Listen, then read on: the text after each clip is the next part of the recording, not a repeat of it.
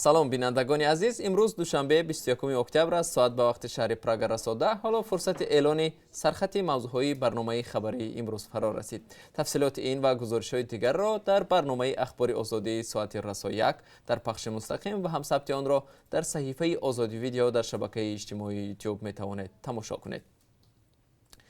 برادری شکست ناپذیر. زیر این نام نیروهای پاسدار صلح کشورهای عضو سازمان پیمان امنیتی دستجمعی در رزمایشگاه حرب میدان تاجیکستان به تمرین آغاز می‌کنند. تمرین امروز شروع شده تا 29 اکتبر ادامه می‌کند. هدف اساسی آن تکمیل مهارت عملی فرماندهان سپد عنوان می‌شود.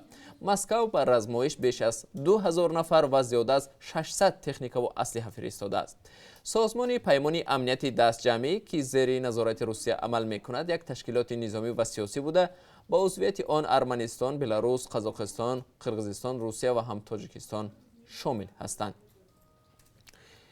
وزیر نقلیات تاجیکستان از کار شرکت ایرس، شرکت نگاهبینی راه دوشنبه خوجند انتقاد کرده است. خدایارزاده گفته است که این شرکت در پیشنهاد حسابات به مقامات به خودسری راه می‌دهد. وزیر نقلیات در جلسه جنبستی وزارت گفته است از بی‌مسئولیتی کارمندان ایرس بعضاً در راه دوشنبه خوجند تنبشوی به وجود می آید و ماشین ها تا 2-3 ساعت در نوبت می ایستند. شرکت ایرس یگانه راه به شمال تاجیکستان را در اختیار دارد و برای نگهداری راه از رانندگان پول می گیرد. شرکت حسابات های خود را نشر نمی کند و مالکانش را نیز رسما اعلان نکرده است. بیننده ارجمند، تفصیلات این موضوع را در برنامه اخبار برایتان خواهم گفت. در برنامه امروز از قضیه بازداشت و تحقیر یک مهاجر تاجیک در روسیه از طرف مأموران پلیس مسکو گزارش خواهیم داشت. بدرفتاری با زاده تاجیکستان در پی آن صورت گرفته است که او سبب منع کردنش را در کوچه میپرسد و به نواربرداری کارمندان میلیسا آغاز میکند. مأموران پلیس مسکو این حادثه را شرح نمیدهند. مهاجر تاجیک باشد حالا از پی برقراری عدالت است و میخواهد مأموران مشهور برای بدرفتاریشان جواب بگویند. منتظر باشید، در برنامه اخبار این موضوع را مطرح خواهیم کرد.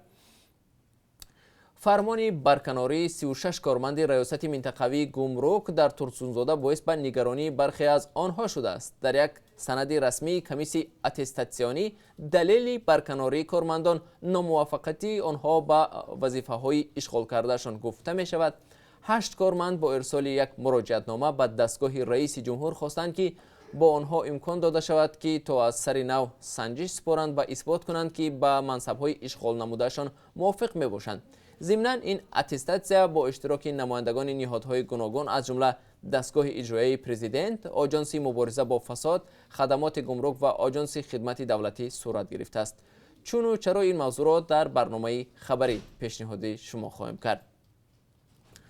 دادگاه ولایت خوارزم ازبکستان شاعر و روزنامه‌نگار محمود رجب را در قاچاق و تشکیل بی‌ترتیبی عیبدار و به مهلت 27 ماه شرطاً از آزادی محروم کرد. ماه سپتامبر محمود رجب همراه با 20 تن از نزدیکان و پیوندانش پیاده عازم شهر تاشکند شدند.